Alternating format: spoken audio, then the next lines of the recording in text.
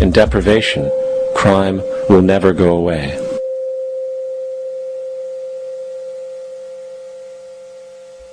If people have access to the necessities of life without servitude, debt, barter, trade, they behave very differently. You want all these things available without a price tag. Now then, you've got to have a price tag. Well, what'll motivate people? Man gets everything he wants, he just lay around in the sun. This is the myth they perpetuate. People in our culture are trained to believe that the monetary system produces incentive. If they have access to things, why should they want to do anything? They will lose their incentive. That's what you're taught to support the monetary system. When you take money out of the scenario, there would be different incentives, very different incentives. When people have access to the necessities of life, their incentives change. What about the moon and the stars? New incentives arise. If you make a painting that you enjoy, you will enjoy giving it to other people, not selling it.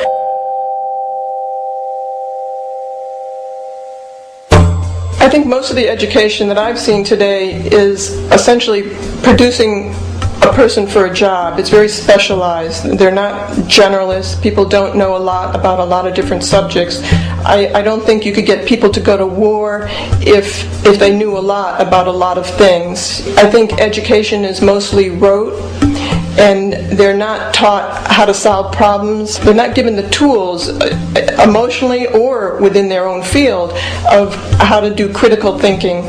A resource-based economy, the education would be very different. Our society's major concern is mental development and to motivate each person to their highest potential. Because our philosophy is the smarter people are, the richer the world, because everybody becomes a contributor. The smarter your kids are, the better my life will be, because they'll be contributing more constructively to the environment and to my life, because everything that we devise within a resource-based economy would be applied to society. There would be nothing to hold it back. Patriotism, weapons, armies, navies, all that is a sign that we're not civilized yet. Kids will ask their parents, didn't you see the necessity of machines? Dad, couldn't you see that war was inevitable when you produce scarcity? Isn't it obvious? Of course the kid will understand that you were pinheads, raised merely to serve the established institutions. We're such an abominable, sick society that we won't make the history book. They just say that large nations took land from smaller nations, used force and violence. You'll get history talked about as corrupt behavior all the way along until the beginning of the civilized world. That's when all the nations work together. World unification, working toward common good for all human beings, and without anyone being subservient to anyone else. Without social stratification, whether it be technical elitism or any other kind of elitism, eradicated from the face of the earth. The state does nothing because there is no state. Because there is no state. The system I advocate, a resource-based global economy, is not perfect. It's just a lot better than what we have. We can never achieve perfection.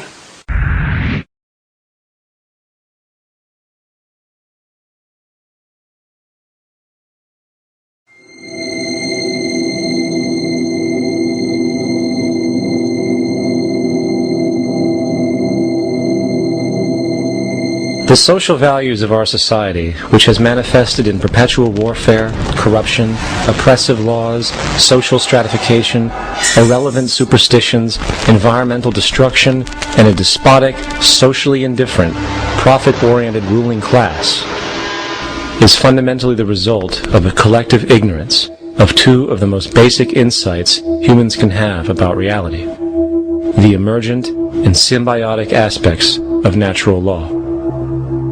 The emergent nature of reality is that all systems, whether it is knowledge, society, technology, philosophy, or any other creation, will, when uninhibited, undergo fluid, perpetual change. What we consider commonplace today, such as modern communication and transportation, would have been unimaginable in ancient times.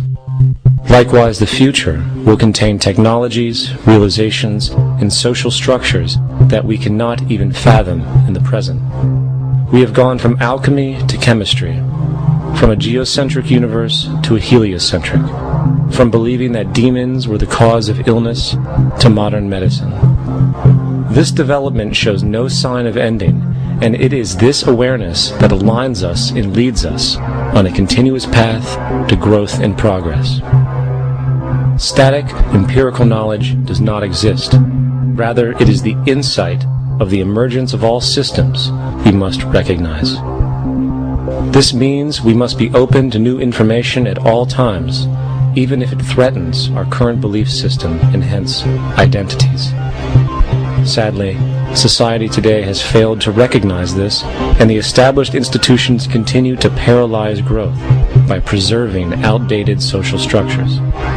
Simultaneously, the population suffers from a fear of change, for their conditioning assumes a static identity, and challenging one's belief system usually results in insult and apprehension, for being wrong is erroneously associated with failure, when, in fact, to be proven wrong should be celebrated, for it is elevating someone to a new level of understanding, furthering awareness. The fact is, there is no such thing as a smart human being, for it is merely a matter of time before their ideas are updated, changed, or eradicated. And this tendency to blindly hold on to a belief system, sheltering it from new, possibly transforming information, is nothing less than a form of intellectual materialism.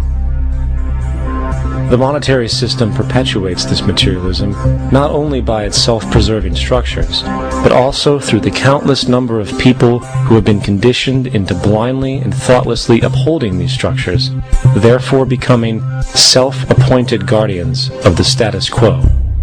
Sheep, which no longer need a sheepdog to control them, for they control each other by ostracizing those who step out of the norm.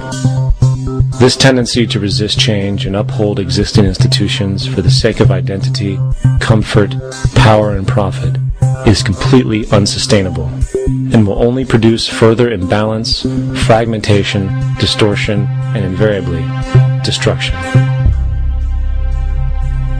It's time to change. From hunters and gatherers to the agricultural revolution to the industrial revolution, the pattern is clear. It is time for a new social system which reflects the understandings we have today.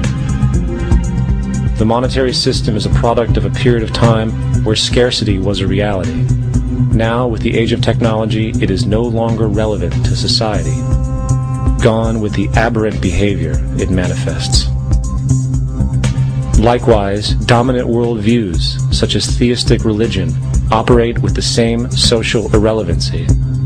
Islam, Christianity, Judaism, Hinduism, and all of the others exist as barriers to personal and social growth, for each group perpetuates a closed worldview, and this finite understanding that they acknowledge is simply not possible in an emergent universe. Yet, religion has succeeded in shutting down the awareness of this emergence by instilling the psychological distortion of faith upon its followers, where logic and new information is rejected in favor of traditionalized, outdated beliefs. The concept of God is really a method of accounting for the nature of things. In the early days, people didn't know enough about how things formed, how nature worked, so they invented their own little stories. And they made God in their own image. A guy that gets angry when people don't behave right. He creates floods and earthquakes. They say it's an act of God. A cursory glance at the suppressed history of religion reveals that even the foundational myths themselves are emergent culminations, developed through influence over